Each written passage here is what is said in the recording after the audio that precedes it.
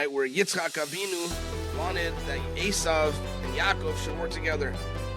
And so he wanted to bless Esav with all the money and Yaakov with all the spirituality, so that they would have to work together, right? So that Yaakov Avinu and Esav would be dependent on him for the spirituality part, and Yaakov would be dependent on Esav for the money part. And it would be a way that they would have to communicate and maintain their relationship and build their relationship.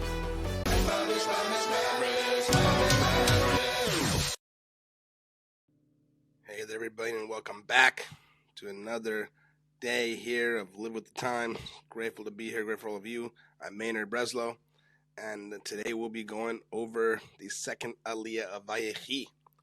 So, yesterday as we finished up first Aliyah, we left there in the middle of Israel, right, of Yaakov Avinu. He's being referred here as Israel because he's happy once again, right?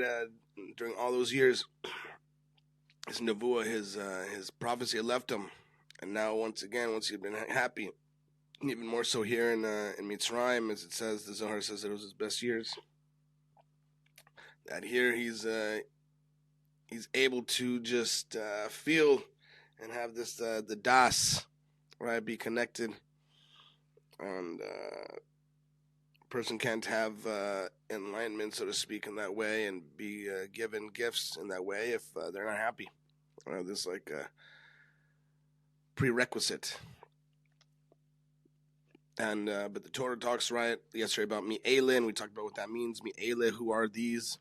As if Israel didn't know who these guys were. And then once again here, the Torah goes on and says that his eyes become dim, and then there's this whole episode about that Yosef brought them in, and he wanted, he brought him that, so Menashe would be his right hand, right, at Yaakov Avinu's right hand, so he'd be able to go in front and give him the blessing like this, and his hand over each one, and his right hand would be over Menashe, who was the oldest one, and the left hand would be over Ephraim.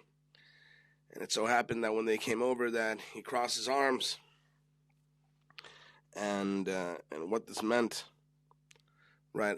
First and foremost, I think this kind of stuff also comes in with Yitzchak Avinu when he was giving the blessing to Yaakov Avinu, right, to his son. When it came in and he said, Kol Yaakov, right, as if he didn't know that it was Yaakov the whole time, when in fact he did, right?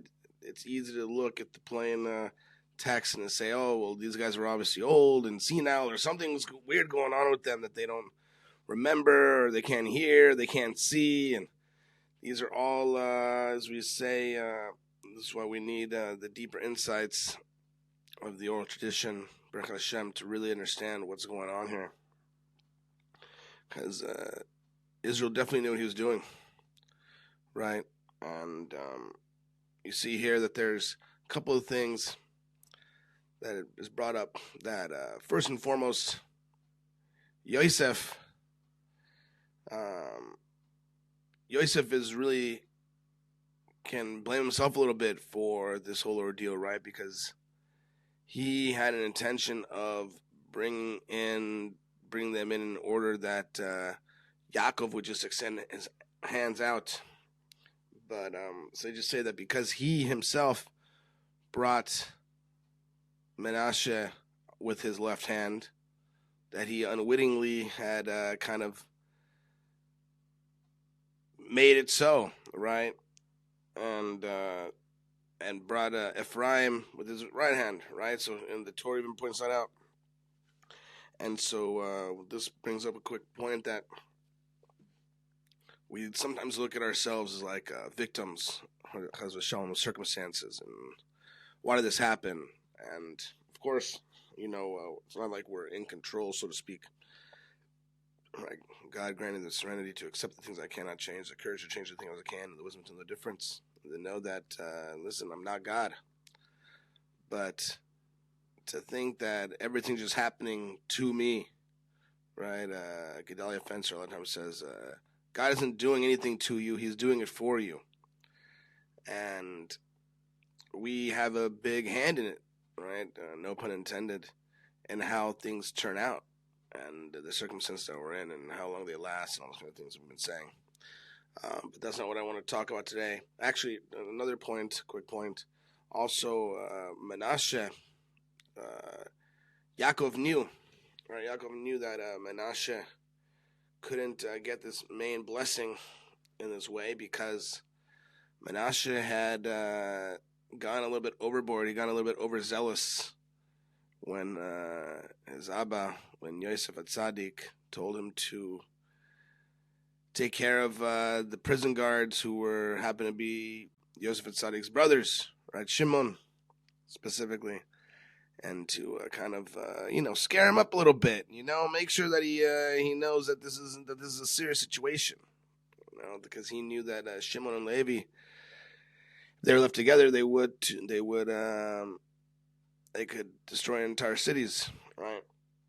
And so he obviously left Shimon incarcerated, and it was Menashe who was Yosef's right-hand man, right? And so he often would sit at Yosef's left side, right? Because he needed to have his right hand to be able to serve his Abba. And that's all good and well to be able to do kibbud av aim. But definitely, the Midrash talks about how Menashe really took it overboard in the sense that he really roughed up Shimon. He really roughed him up. And to the point where Shimon was kind of broken and torn, literally and figuratively, that his clothes had become torn and tattered from the kind of beating that Menashe was either giving to him himself or ordering others to do for him. And so this was like a big issue once it was revealed that Yosef was the viceroy. I was like, okay, great, I understand why all this stuff happened, but why'd you mess up Shimon so bad? And so this was kind of a big issue later on. And there's a lot to learn about that as well, right? In terms of, we've got to do our job, and sometimes our job isn't pleasant. Doesn't mean we have to go overboard, right? And one of my rabbis, Rabbi Yaakov Van, he always, one thing that he mentioned that always stuck with me was, listen, someone's going to be the executioner. You don't have to volunteer to be the executioner. Someone's going to show up and tattletale on somebody or, tell on somebody, oh, they're doing this and doing that. I don't have to be the guy who does that, right? Unless, God forbid, someone's in danger, all these kind of things. But point being is that there's always personality types of people who enjoy or who are drawn to this kind of stuff of kind of taking punishment into their own hands or being the ones who want to wield punishment, even if it's levied by the courts and all these kind of things, right? But they also themselves end up in their own way facing some of the consequences of their own actions. And you see that with Menashe specifically, right? It says that because he tore Shimon's clothes, so too he was torn, in the sense that when they entered Eretz Yisrael, half of Menashe's tribe entered the land, and the other half stayed outside of the land, on the other side of the Jordan.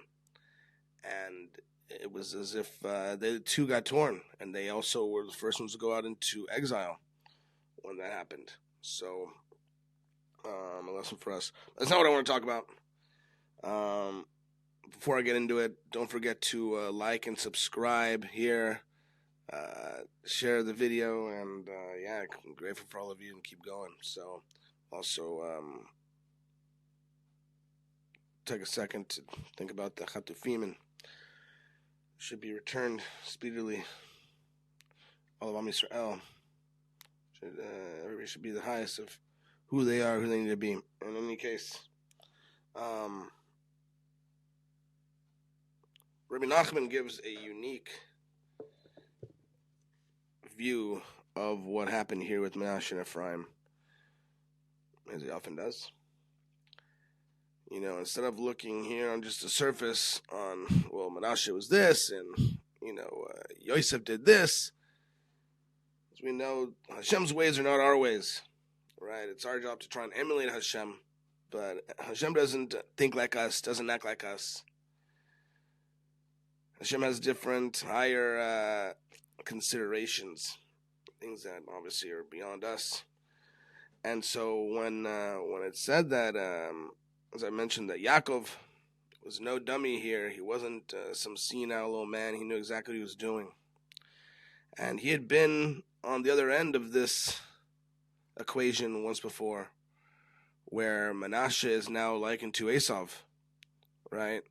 And Yaakov is now, Ephraim is now likened to Yaakov, right? Where Menashe was supposed to get the blessing. And it so happened that he wasn't given the blessing in the same way at the end. And so, as I mentioned, Rebbe Nachman says something very interesting. He says that Menashe corresponds to the dwellers above.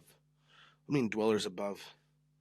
Right? Those tzaddikim who search for God on the highest of levels. There are people who are completely kind of disconnected from the world, or have little to do with the world, so to speak.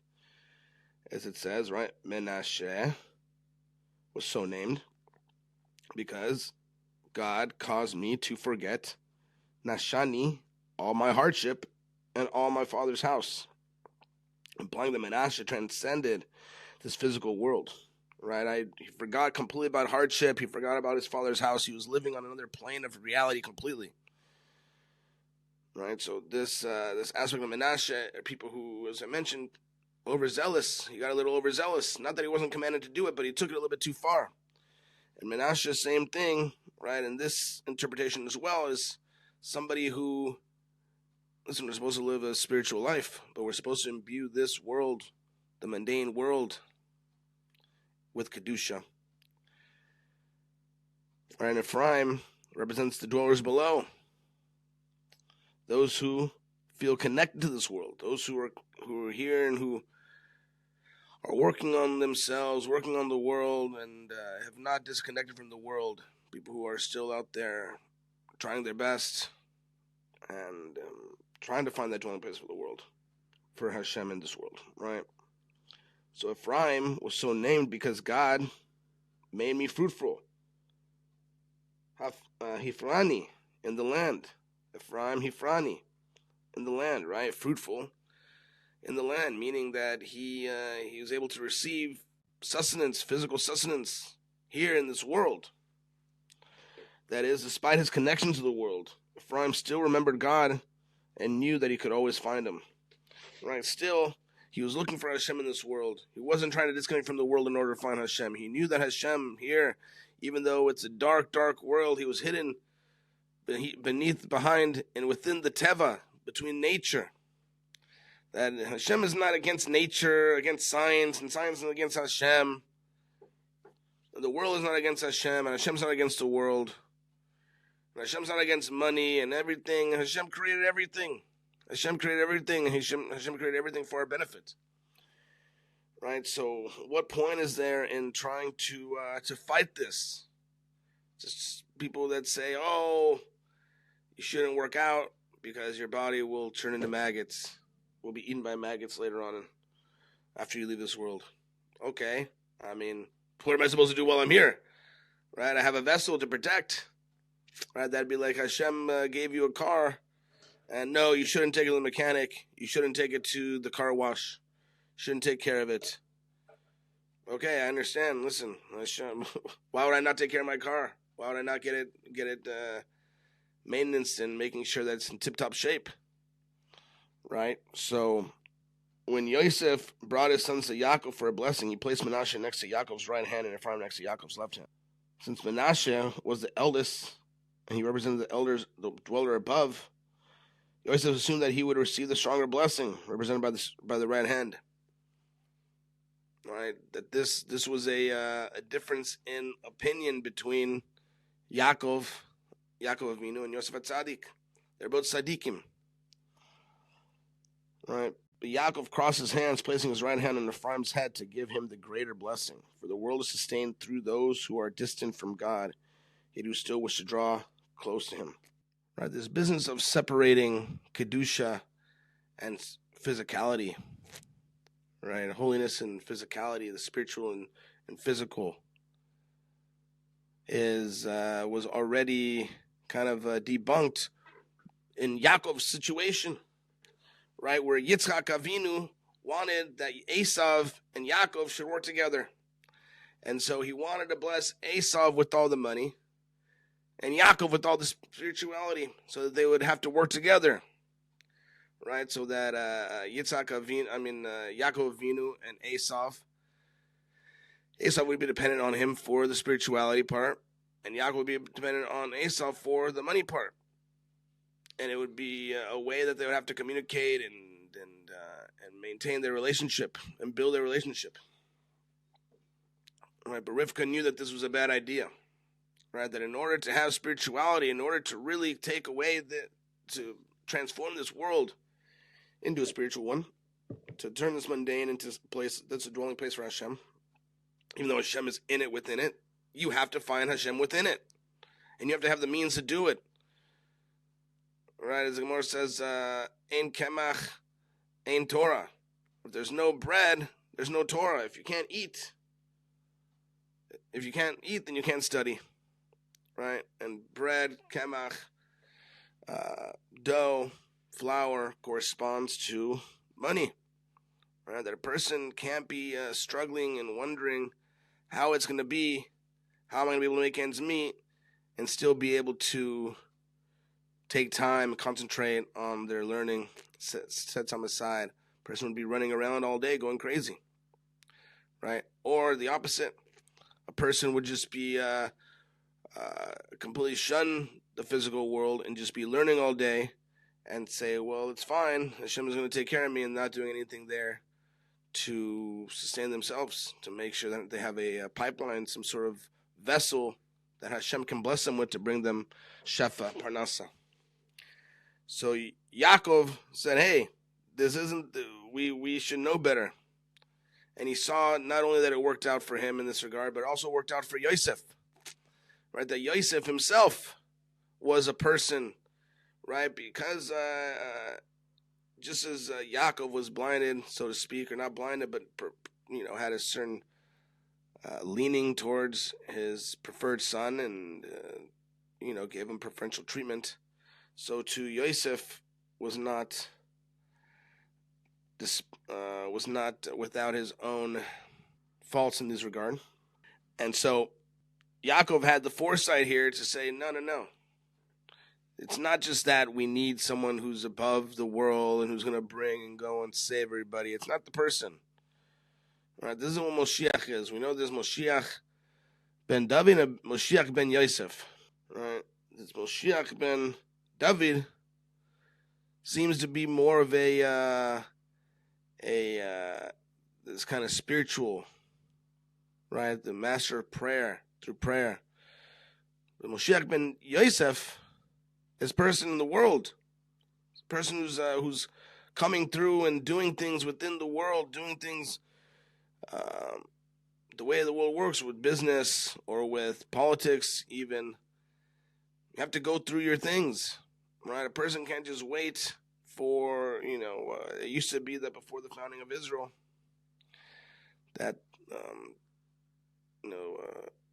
Haredim or Hasidim were not willing to come to Israel.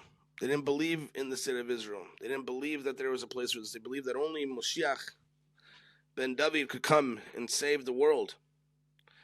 Only Moshiach ben David could come and miraculously bring everybody from Chutz La'aretz here to Eretz Yisrael in the blink of an eye. And it wasn't until the establishment of Eretz Yisrael that then they started coming. Because they're like, all right, well, Hashem meant for it to happen. And that's Moshiach ben Yosef. You got to get on the plane and come over here. Right? You can't just wait. We see the same thing as well when it comes to people moving to Israel now.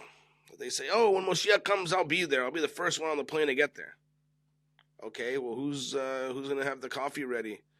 Who's going to have the everything that we need here?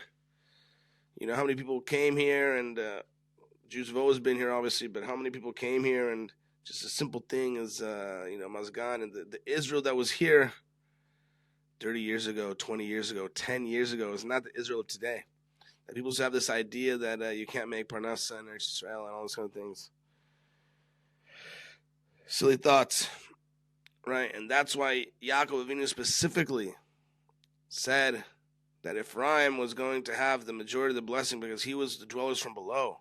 You have to come here and you have to work. You have to come here and you have to work for things. But you're still going to get shefa. You're still going to get miraculous shefa.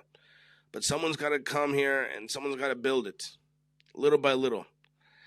And this is exactly the way that we have to do now for ourselves, right? Of course, we're waiting for Moshiach Tzidkenu to come. We wait for his arrival every day, every single moment. We can't wait. Already, he's delayed. But what about Moshiach ben Yosef?